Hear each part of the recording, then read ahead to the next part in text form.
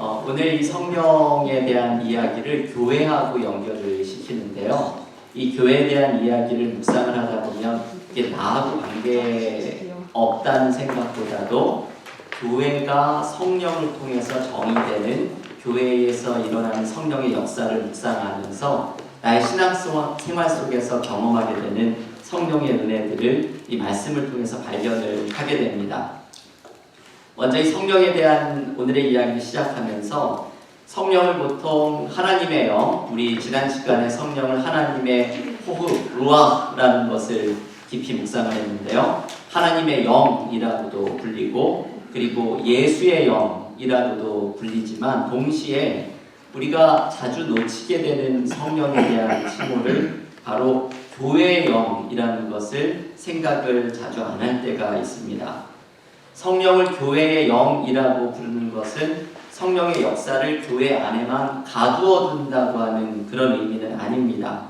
왜냐하면 성령을 교회 안에만 가두어 둘 수 있는 분이 아니죠. 성령께서는 지난 시간에도 묵상을 한 것처럼 창조 때부터 함께 일하셨던 생명의 영이시고 그리고 다음 시간에 묵상을 하는 것처럼 온 세상과 만물을 회복시키는 회복의 영, 창조의 영이시기 때문에 성령을 교회라는 이 테두리 안에만 가두어 둘 수는 없는 분입니다. 그렇지만 성령에 대해서 이야기를 할 때 우리가 흔히 성령을 교회의 영이라고 부를 때는 여기 아주 중요한 의미가 담겨 있습니다. 여기에 담겨 있는 의미는 주님께서 신약성경 시대에 승천하신 후에 성령께서 가장 먼저 임하신 장소 그리고 가장 분명하게 성령께서 일하시는 장소가 바로 교회이기 때문입니다. 그래서 성령을 교회의 영이라고 부르는 것은 성령이 교회에 임재하신다는 의미에서 성령을 교회의 영이라고 부르는 것입니다. 그래서 성령과 관계돼서 교회를 정의할 때 교회가 어떤 공동체이냐? 아마 여러 가지 이름으로 모습으로 교회를 정의할 수 있겠지만 교회에 대한 가장 고전적인 정의는 이 교회의 영이라고 하는 성령과의 관계 속에서 교회는 성령의 능력에 사로잡힌 교회다. 이것이 교회에 대한 가장 유명하면서도 고전적인 정의 가운데 하나입니다. 이 말씀을 묵상을 하면 교회는 교회의 영인 성령에 사로잡혀 있을 때 올바르고 건강한 교회가 될 수 있다는 것을 발견을 하게 되죠. 오늘 우리가 성령의 능력에 사로잡힌 교회의 모습을 묵상을 할 텐데 제가 이번 성경 공부가 좀 추상적이거나 좀 머리로만 이해하는 성경 공부가 아니라 좀 구체적인 성령을 좀 이해하고 우리의 삶에 동행할 수 있는 것을 목적으로 하기 때문에 좀 이렇게 단순한 메시지들을 자꾸 뽑으려고 하는데요. 오늘 이 주제를 잘 보여주는 성경의 말씀이 사도행전 2장 1절부터 13절에 나오는 성령이 처음으로 교회에 강림하는 사건, 여기에 성령의 능력에 사로잡힌 교회의 모습을 잘 보여주고 있습니다. 우리가 오늘 이 말씀을 묵상을 해가면서 성령의 능력에 사로잡힌 교회라는 네 가지의 의미를 함께 묵상을 하려고 하는데요. 첫 번째, 성령의 능력에 사로잡힌 교회의 의미는 성령이 주인이 되신다라는 의미를 가지고 있습니다. 사도행전 2장의 본문은 오순절에 마가의 다락방에서 기도하고 있었던 120명의 제자들에게 성령께서 임하는 사건이 등장을 하죠. 한번 사도행전 말씀을 같이 읽어볼 텐데요. 오늘 성경이 있으신 분들은 하셔서 한번 이 말씀을 옆에 놓고서 같이 읽어보겠습니다. 사도행전 2장 2절과 3절의 말씀인데요. 신약성경 187쪽 사도행전 2장 2절과 3절 우리 찾으신 분들 한 목소리로 같이 읽겠습니다. 후련히 하늘로부터 급하고 강한 바람 같은 소리가 있어 그들이 앉은 온 집에 가득하며 마치 불의 격처럼 갈라지는 것들이 그들에게 보여 각 사람 위에 하나씩 임하여 있더니. 아멘. 성령께서 처음으로 제자들에게 교회에 강림하는 사건을 보여주고 있는 유명한 대목입니다. 여기에서는 성령의 모습을 두 가지의 이미지로 소개하죠. 하늘로부터 임한 급하고 강한 바람 그리고 불이 임하는 모습으로 성령이 임합니다. 성령께서는 이렇게 바람같이 불같이 우리에게 임하십니다. 이 성령을 체험하는 분들은 이러한 성령의 모습을 지금도 경험을 하고 있죠. 여기에 성경에서 이야기하는 이미지를 하나 덧붙이면 물의 이미지죠. 성령께서 바람처럼 불처럼 생수처럼 역사하시는 것이 바로 우리에게 역사하시는 성령의 모습입니다. 사도행전 2장에 나오는 이 성령에 대한 묘사는 우리의 상상력을 좀 확대해가지고 이 본문을 한번 생각을 해봐야 하는데요. 마치 허리케인의 태풍이 불어오는 것처럼 온 집안을 강타하는 성령의 바람이 불어오고 거대한 불이 일어나서 집안 전체를 삼켜버리는 듯한 이미지로 성령이 임하고 있는 사건입니다. 하지만 그 바람에 집이 날아가고 있지 않고 그 불에 사람이 상하고 있지 않은 우리가 생각하는 바람과 불의 차원을 넘어서는 성령의 역사가 일어납니다. 이 오순절에 성령이 내리는 사도행전 2장의 본문을 읽으면서 가장 기본적으로 첫 번째 생각해야 되는 메시지는 성령이 교회에 임했다라는 것을 묵상을 해야 하는 것입니다. 성령이 교회에 임하면서 교회를 인도해가는 주인이 되었다는 사실이 오늘의 본문의 아주 중요한 메시지이지요.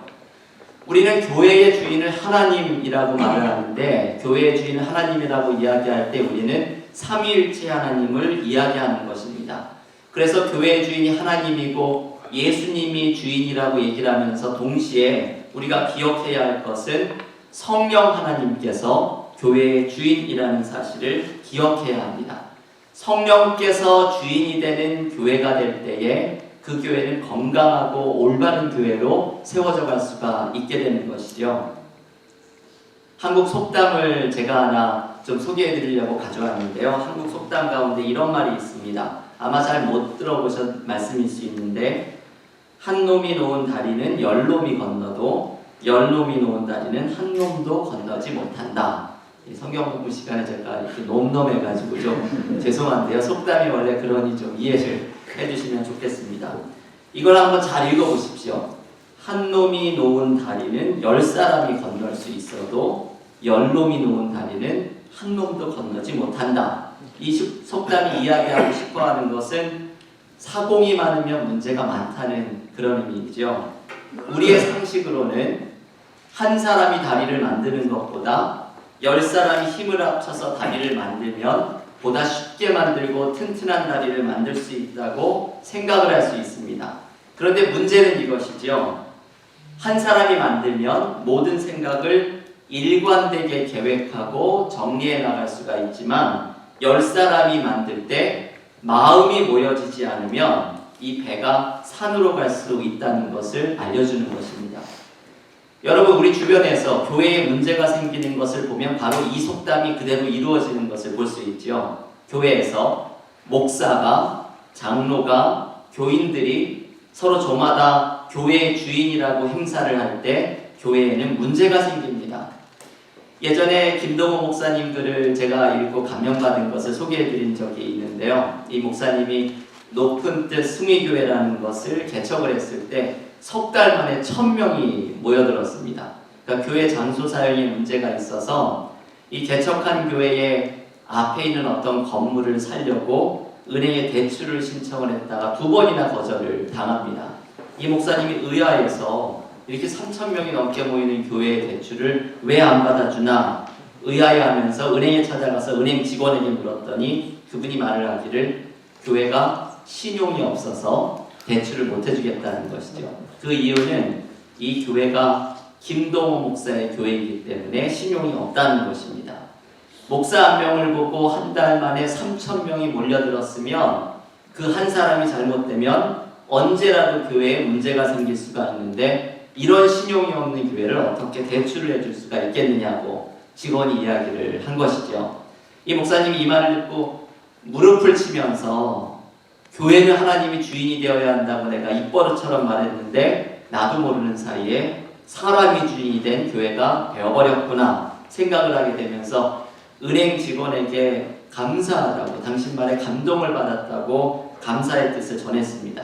그랬더니 이 은행 직원이 자기 말에 감동받은 것에 감동을 받아서 대출을 허락을 해줬다는 웃지 못할 이야기입니다. 여러분, 교회가 건강해지는 것은 교회 주인이 되시는 성령님께 우리의 뜻을 맞출 때입니다.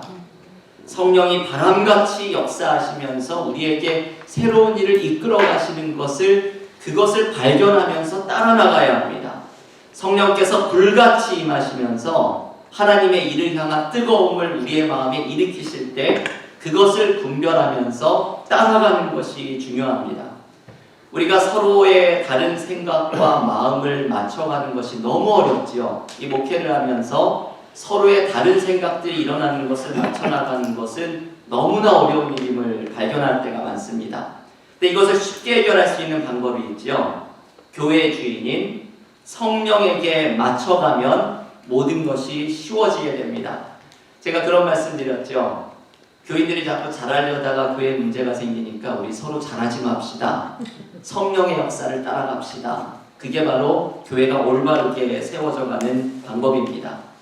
봉사를 하실 때 주인 대신, 교회의 주인 대신 성령의 뜻을 맞춰가려고 기도하십시오.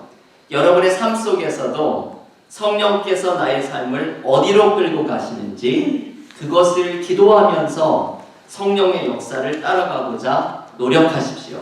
그때 우리의 삶이 회복되고 우리 교회가 건강한 교회로 세워져가는 은혜를 누리게 될 줄을 믿습니다. 두 번째로 성령의 능력에 사로잡힌 교회의 의미는 구원의 사건이 현재화되는 교회를 의미하는 것입니다. 여러분, 이 말이 좀 어렵지요? 구원의 사건이 현재화되는 교회가 바로 성령의 능력에 사로잡혔다는 의미입니다. 구원의 사건이 현재화된다는 의미는 구원의 은혜가 지금 현재 있는 나에게서 적용되고 경험된다는 것을 의미합니다. 여러분, 오늘 사도행전 2장의 본문을 묵상을 하면 이 성령이 내리기 전에 제자들은 두려움과 무지 속에 있었음을 상상해 볼 수 있습니다. 예수께서 하늘로 승천하신 후에 제자들이 10여일 동안을 마가의 다락방에서 기도하게 됐는데요. 이들은 주님의 부활을 경험하였지만 이 성경이 이걸 다 증언하죠. 예수께서 부활하신 사건의 의미가 무엇인지를 제자들은 그것을 이해하고 있지 못했습니다.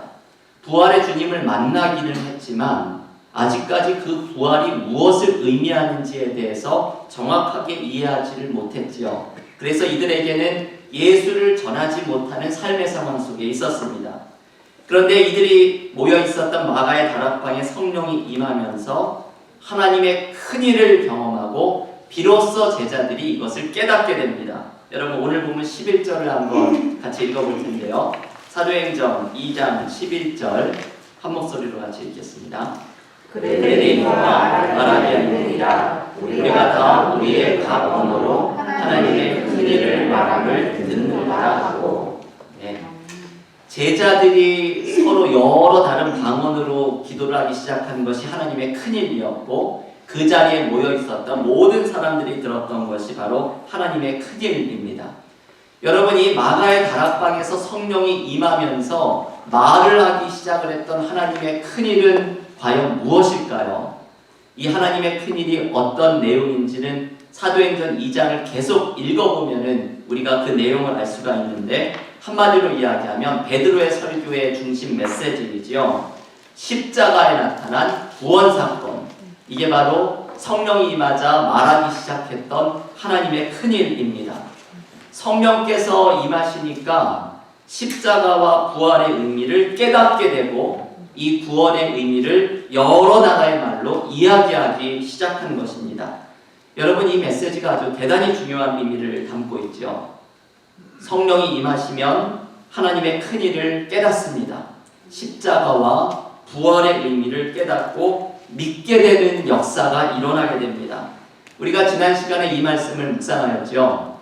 요한복음 14장 26절 성령이 임하시면 예수님이 가르치신 것, 예수님에 대한 모든 것들을 너희에게 가르칠 것이다 라는 말씀이고, 그리고 고린도전서 12장 3절 성령이 임하면 예수를 주님으로 믿게 될 것이다. 바로 이 예수께서 약속하신 이 말씀들이 성령이 임하면서 초대교회의 그리스도인들에게 믿음이 생기고 구원의 은혜를 누리게 됩니다. 이 십자가 사건에 담겨있는 구원이 성령을 통해서 현재화되는 일이 나타나게 되는 것입니다. 여러분, 이 메시지가 지금 이 자리에 나와 계신 우리 교우들 모두에게도 똑같이 일어나는 일입니다. 한번 생각을 해보십시오. 2000년 기독교 역사에서 그리스도인들이 그리고 신학자들이 굉장히 궁금해했던 질문 중에 하나가 이것입니다. 2000년 전에 골고다 언덕에 세워졌던 그 십자가의 사건, 그 2000년이라는 시간과 공간을 넘어서서 지금 2019년을 살아가는 지금 나에게 이 십자가의 사건이 적용이 되는 것은 과연 어떻게 가능할 것인가? 십자가의 사건이 2000년 전에 일어났던 과거의 사건이 아니라 지금 나의 구원을 위한 현재의 사건이라는 것을 우리는 어떻게 알 수 있을까? 이게 현재에 적용되는 것을 어떻게 설명할 수 있을까? 이게 바로 그리스도인들을 궁금하게 했던 질문이고 신학자들을 괴롭혔던 질문 중에 하나입니다. 그 대답은 성경이 가르쳐주고 있죠. 바로 성령입니다.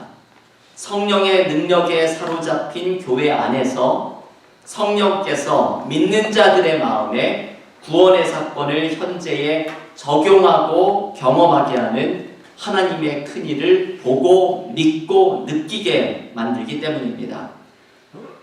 교회에서 구원의 은혜를 가장 직접적으로 경험하게 되는 것이 세례와 성만찬이죠. 이것을 우리가 성례전이라고 부르는데 성례전은 거룩한 어떤 일, 예정을 뜻하는 의미입니다.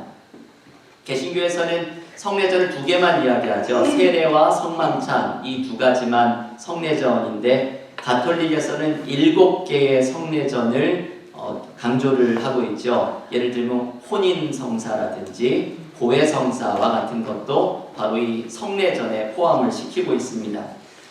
성례전의 이 개수가 무엇인지를 떠나서 중요한 것은 이 성례전의 의미를 중요하게 기억을 해야 되는데 성례전은 구원의 은혜가 직접적으로 전달되는 통로입니다.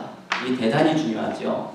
성례전은 우리가 세례와 성만찬을 하나의 예배 의식처럼 형식적으로 기계적으로 참여할 때가 있는데 성례전은 구원의 은혜가 우리에게 직접적으로 임하게 되는 통로입니다. 그런데 여러분, 이 성례전, 우리가 세례를 받고 성만찬을 받을 때 구원의 은혜가 직접적으로 나에게 전달되는 이 은혜는 어떻게 나타나게 되는 것일까요? 세례를 통해서 나의 옛자가 죽고 예수 안에 새로운 나로 태어나는 은혜는 어떻게 나타나게 되는 것일까요? 성만찬을 통해서 십자가의 은혜를 체험하고 부활의 주님을 느끼는 이 은혜가 현재의 나에게 가능하게 되는 것은 이것이 어떻게 이루어지게 되는 것일까요? 이 성례전에 구원의 은혜가 나타나는 것도 바로 성령을 통해서입니다. 세례를 목사가 베풀 때 세례의 효력이 나타나게 하는 것, 그리고 성만찬을 통해서 주님의 임재를 느끼고 구원의 은혜를 경험하게 하는 것, 이 모든 것은 바로 성령께서 하시는 일입니다.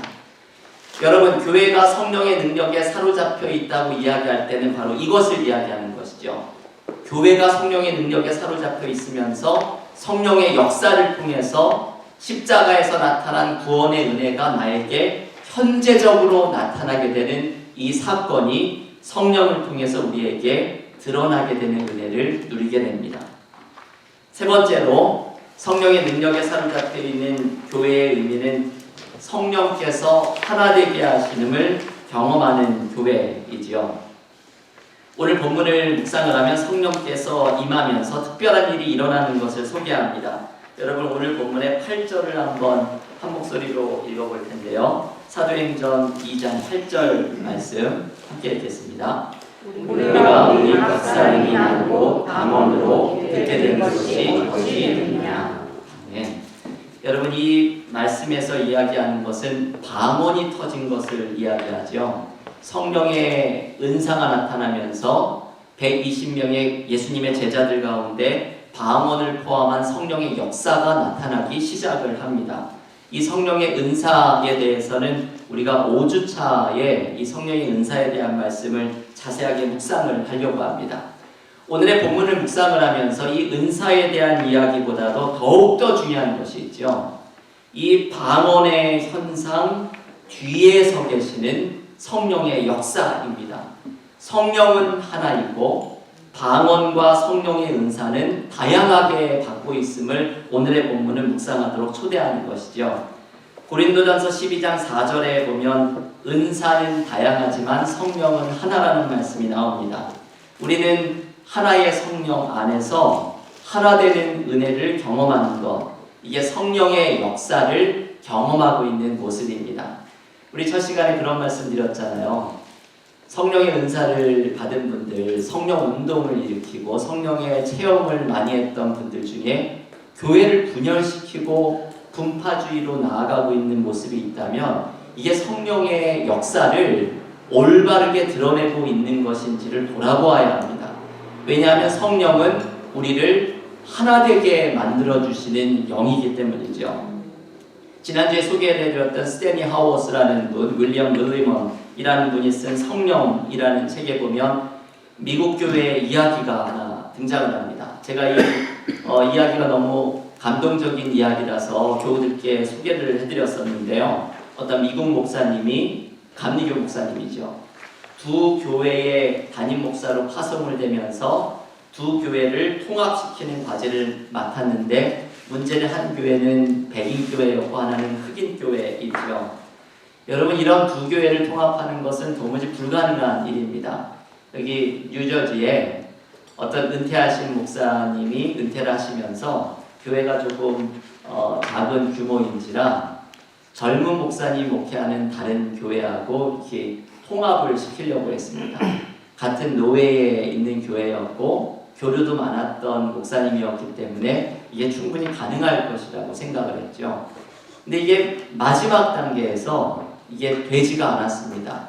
교회 규모도 좀 비슷하고 통합을 해서 한 교회로 목회를 하면 여러 가지로 뭔가 이렇게 은혜를 더 받을 수 있는 계기가 열려질 텐데 이 통합을 하는 게 아주 작은 일들을 통해서도 이게 무산이 되는 것을 보면서 교회를 하나로, 두 교회가 하나로 된다는 것이 이게 너무나 어려운 것을 제가 그 얘기를 들으면서 배웠습니다.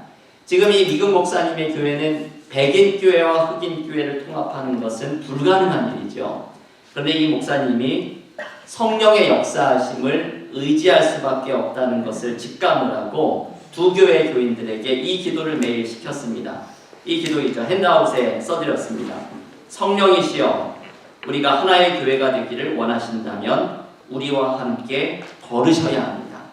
이 기도를 매일 아침 저녁으로 드리면서 성령께서 우리가 하나의 교회가 되기를 원하신다면 성령이 역사해야 됩니다. 라는 이 기도를 두 교회가 드리면서 기적이 일어났죠. 흑인 교회와 백인 교회가 하나의 교회로 묶여지는, 통합되는 기적을 이루어내게 됩니다. 이건 진짜 기적이죠. 성령의 역사라고 밖에는 이야기할 수가 없습니다. 성령께서는 모든 묶임을 풀어내고 모든 차이를 넘어서고 갈라지는 곳에 치유와 회복의 역사를 이루어 주시는 분은 인간의 노력으로 할 수 있는 것이 아니라 하나 되게 하시는 성령의 역사하심이 나타날 때에만 가능합니다. 아멘. 영국의 위대한 설교자 스펄전 목사님의 이야기 가운데 이런 이야기가 있습니다. 이 목사님이 스테반 집사가 순교하는, 돌에 맞아 순교하는 본문으로 설교를 하는데 교회 나온 지 얼마 안 된 분이 이 설교를 듣고서 못마땅하다는 듯이 이 목사님을 예배가 끝나고 찾아와서 질문을 했습니다. 스테반이 돌에 맞아 죽을 때 하나님은 무엇을 하고 있었습니까? 이게 뭔가 좀 비꼬는 그런 말을 하는 것이죠. 그때 스펄전 목사님이 이렇게 대답을 했다고 합니다. 하나님께서는 스테반에게 용서하고 사랑하는 마음을 부어주셨습니다. 여러분, 그리스도인들 중에서 이게 사실 좀 믿기 어려운 말이죠. 죽어가는 상황에서 용서하고 사랑하는 마음을 부어주셨는데 이 마음을 부어주시는 분은 바로 성령 하나님이십니다. 그리스도인들 가운데에는 이것을 경험하는 분들이 많이 있습니다. 자기의 두 아들을 죽였던 원수를 양자로 입양을 해서 목사로까지 키워냈던 손양원 목사님 같은 분도 성령께서 부어주시는 사랑의 마음으로 이러한 일을 가능하게 할 수 있었던 것이지요. 성령께서 역사하면 사랑하게 되는 기적이 나타나고 하나 되게 되는 역사가 일어나게 됩니다. 저는 목회를 하면서 눈물로 기도를 드리게 되는 순간 중에 하나가 무엇인가 하면 교회 안에서 갈라짐이 일어날 때입니다. 교회 안에서 갈라짐이 일어나고 지금도 이웃교회 가운데에서는 분열하고 다투는 교회 소식을 듣게 될 때마다 간절한 마음으로 기도를 하게 됩니다. 여러분, 이게 너무나 안타까운 소식이죠. 교회 안에 미움과 원망이 자라나고 어떤 교회는 경찰을 사이에 두고서 예배를 따로 드리게 되는 일들이 드러나고 서로를 향한 분노의 말들이 오가면서 주님의 몸된 교회가 갈갈이 찢겨져 나갑니다. 이것을 치유하는 것은, 그런 상황에 들어가 보면 이것은 인간의 노력으로 치유할 수 있는 것이 아니죠. 성령의 능력에 사로잡힌 교회가 될 때에 이 치유가 일어나기 시작합니다. 겸손하게 성령 앞에 무릎 꿇고 성령이 하나 되게 하시는 은혜를 의지하면서 나아가야 합니다. 에베소서 4장 2절과 3절에는 이런 말씀이 등장하는지 한번 찾아서 같이 읽어볼까요? 신약성경 에베소서 4장 2절과 3절 말씀을 한번 같이 찾아서 읽겠습니다. 에베소서 4장 2절과 3절 말씀, 신약성경 312쪽에 있습니다. 에베소서 4장 2절과 3절 말씀, 우리 한 목소리로 읽겠습니다. 모든 겸손과 온유로 하고 오래 참음으로 사랑 가운데서 서로 용납하고 평안에 내린 줄로 성령이 하나 되게 하신 것을 힘써 지키라. 아멘. 성령께서 하나 되게 하시는 은혜를 이루어 주신다는 것이죠. 이게 성령이 이루어 주시는 것인데 그것을 성령을 의지하면서 이루어내야 할 것을 알려줍니다. 여러분이 에베소서 4장 2절과 3절에 나오는 여러 표현들, 겸손, 온유, 오래 참음, 사랑, 평안, 이 모든 것들이 성령께서 이루어 주시는 열매들입니다. 성령이 하나 되게 하시는 역사를 이루기 위해서는 필요한 열매들이 있는데 그 열매도 우리가 만들어내는 것이 아니라 성령께서 우리에게 열매를 주신다는 것이죠.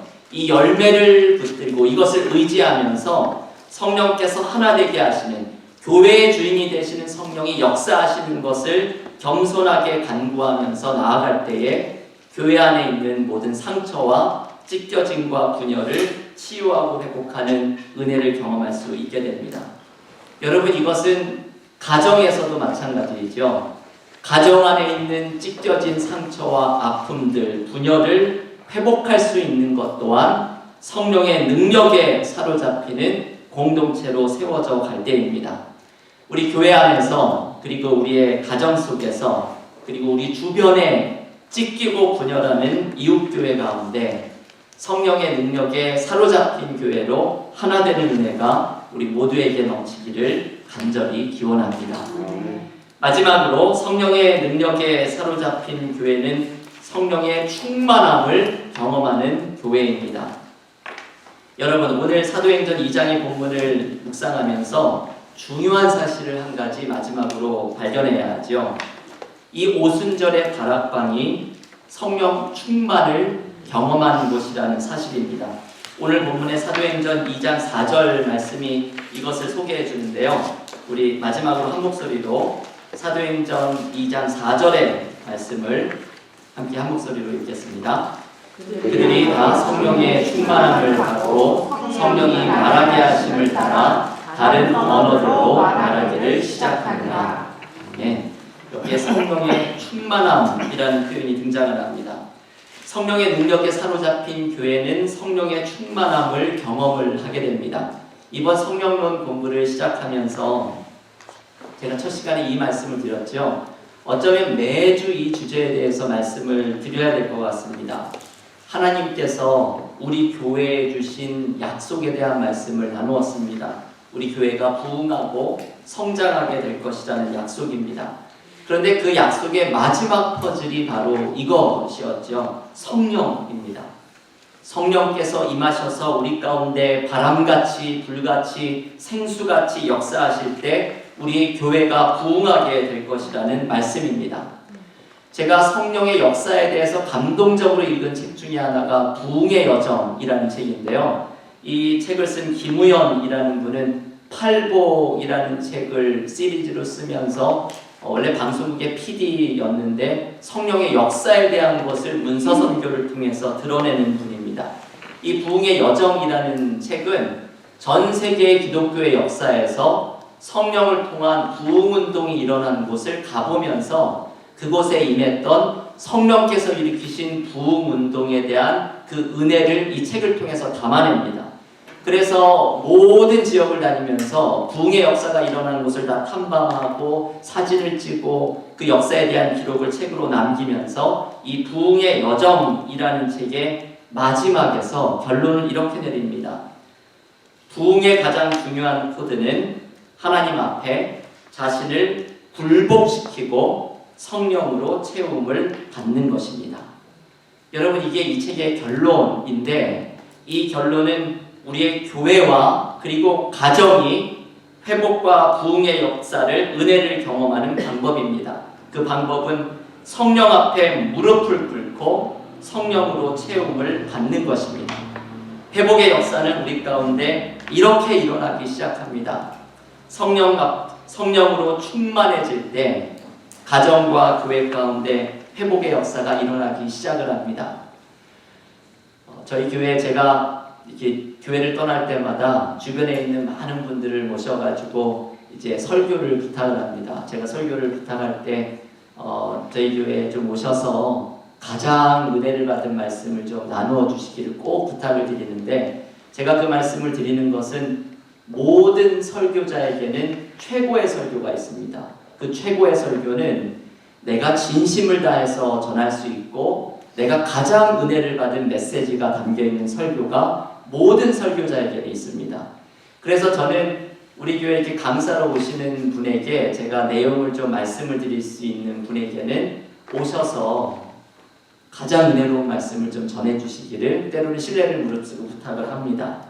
저희 교회에 오셔서 말씀을 전해주셨던 분 중에 나정용 목사님이 계시죠. 제가 그 목사님의 몇 번 설교를 하셨는데 그 가운데 저에게 지금도 남아있는 설교의 메시지는 이겁니다. 이분이 교회를 목회하시면서 은퇴하신 분이시죠. 목회를 돌아보면서 무언가 좋은 일이 일어났던 것, 선한 일을 경험했던 것, 그것을 돌아보면 딱 한 가지의 상황을 발견하게 되는데 바로 성령에 사로잡혀 있었을 때라고 말을 합니다. 그래서 교회가, 목회자가, 교인들이 성령에 사로잡힌 교회가 되고 성령으로 충만할 때 우리 가운데 선한 일들이 일어나게 될 것이라고, 이게 평생의 목회를 돌아보면서 발견했던 하나의 목회의 결론이고 이 최고의 설교를 전하고 싶어서 얼마나 애를 쓰면서 말씀을 전하셨던지 그 모습이 지금도 기억이 납니다. 성령에 사로잡히라는 것, 성령에 충만하라는 것, 이것이 우리가 선한 일을 경험하게 되는 방법입니다. 교회 여러분, 교회가 하나님께서 기뻐하시는 교회로 성숙하기 위해서는 이것을 경험해야 합니다. 성령으로 충만하십시오. 우리의 가정이 회복되고 하나님의 은혜를 경험할 수 있는 방법은 이것입니다. 성령으로 충만하십시오. 아멘. 이번 성경 공부의 목적 또한 이것입니다. 성령으로 충만하십시오. 아멘. 여러분, 우리가 이 성령 충만과 은사에 대한 이야기, 성령 세례에 대한 이야기를 할 때 이 부분을 말하겠지만 우리는 이미 성령의 사로잡힘 가운데 있는 사람들입니다. 내 안에 이미 계신 성령의 역사를 초대하면서 성령과의 깊은 교제로 나가려는 노력을 하는 사람들은 성령께서 우리 가운데 더욱더 역사하여 주시는 성령의 충만함을 경험하게 됩니다. 사도행전 2장 38절에서 이런 말을 하죠. 이 오순절에 성령이 내려서 하나님의 큰 일을 본 후에 베드로가 첫 설교를 드리는 대목에서 베드로는 이렇게 이야기를 합니다. 사도행전 2장 38절, 우리 핸드아웃 뒷면에 있는 말씀을 제가 써드렸는데요. 우리 마지막으로 사도행전 2장 38절을 한 목소리로 읽겠습니다. 베드로가 이르되 너희가 회개하여 각각 예수 그리스도의 이름으로 세례를 받고 죄사함을 받으라. 그리하면 성령의 선물을 받으리라. 아멘. 베드로는 성령이 임하는 사건을 경험한 후에 회중들을 향하여, 믿지 않는 자들을 향하여 이 복음 설교의 첫 설교를 전하면서 이것을 결론처럼 이야기하죠. 성령의 선물을 받으라고 이야기를 합니다. 우리가 마음을 활짝 열고서 예루살렘의 다락방에 임했던 성령이 우리 가운데 임하시기를 초대할 때 성령께서 우리에게 충만하게 역사하시는 것을 경험하게 될 것입니다. 여러분, 우리의 문제는 구하지 않는 것입니다. 구하지 않는 것입니다. 성령이 내 안에 이미 함께하고 계신데 이분이 충만히 역사하시도록 이 인격적인 하나님이 나와 교제 가운데 나아가시도록 구하지 않는 것이 우리의 문제입니다. 성령께서 바람같이 불같이 생수같이 내 삶에서 역사하시기를 간구하며 나아갈 때 성령으로 충만해지고 우리의 신앙이 삶 속에 기쁨과 은혜가 넘치는 부흥의 역사를 경험하게 될 줄을 믿습니다. 우리 성령의 능력에 사로잡힌 교회에 대한 말씀을 기억하면서 우리의 가정과 교회가 성령의 능력에 사로잡힌 공동체가 되어서 우리의 빈들의 마른 풀같이 시드는 영혼에 성령의 단비가 내리는 은혜를 우리 모두가 경험하시기를 간절히 기원합니다.